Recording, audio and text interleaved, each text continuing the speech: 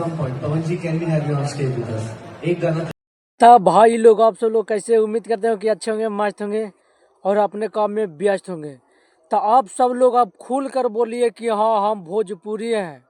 जी हाँ, हम भोजपुरी हैं। एकदम खुल कर बोलिए, किसी भी तरह किसी भी जगह अपने बात को मत छुपाइए और बोलिए कि हाँ हम भोजपुरी गाने के फैंस हैं। अब भोजपुरी के एक ऐसे स्टार के फैंस हैं जिनका फैंस हम किया, हमारे भोजपुरी के एक स्टार का फैंस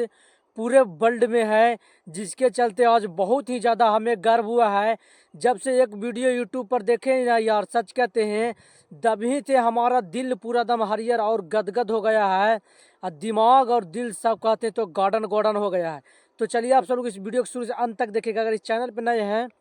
तो इस चैनल को सब्सक्राइब कर लेंगे। जरा सा बात ऐसा है कि मुंबई में एक प्रोग्राम चल रहा था और आप सब लोग को भी पता है कि हमारे भोजपुरी के जो बब्बर शेर हैं पावर स्टार पवन सिंह, इन दिनों मुंबई में जाकर बहुत बड़े बड़े गाने का मीटिंग कर रहे हैं, बहुत बड़े बड़े प्रोजेक्ट पर काम कर रहे हैं और बहुत बड़े बड़े जो म्यूजिक कंपनियां हैं उनके साथ गाने और फिल्म के बारे में डील कर रहे हैं। न जाने कई सारे बहुत बड़े बड़े लेवल के बारे में उन्होंने मीटिंग किए हैं, जिसके चलते आप लोग देख सकते हैं कि बॉलीवुड का एक शो रखा गया था मुंबई में, जिस बॉलीवुड के शो में बहुत बड़े स्टार आए हुए थे और क्या बोलता है, हिंदी म्यूजिक कंपनी के सबसे बड़े म्यूजिक डायरेक्टर सचिन जिगर थे, जो कि आप सब लोग को याद होगा कि स्त्री फिल्म में जो गाना आया था आई नहीं, उस गाने में उन्होंने म्यूजिक दिए थे। जिन्होंने भी उस मंच पर मौजूद थे और वहीं पर जिस प्रोग्राम जहाँ पे हो रहा था वो वहाँ पे पावर स्टार पवन सिंह जाकर के उस प्रोग्राम के देख रहे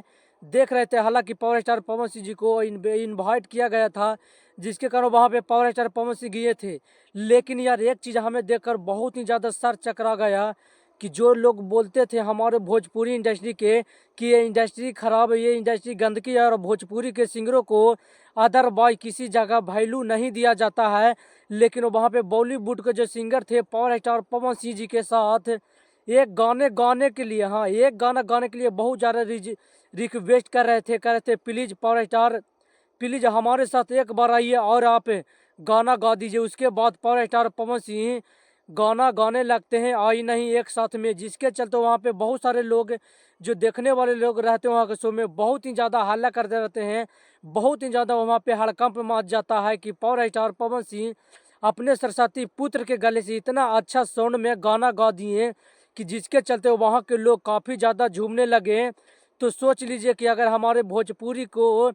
किसी कलाकार अगर इस ऊंचाई पे इस लेवल पे पहुंच जाकर अपना परफॉर्मेंस करके जो बॉलीवुड का स्टार है उस स्टार को रिक्वेस्ट करने के लिए अपने सामने झुका देते हैं, तो हमारे लिए कितना गर्व की बात है आप ही सब लोग सोच सकते हैं।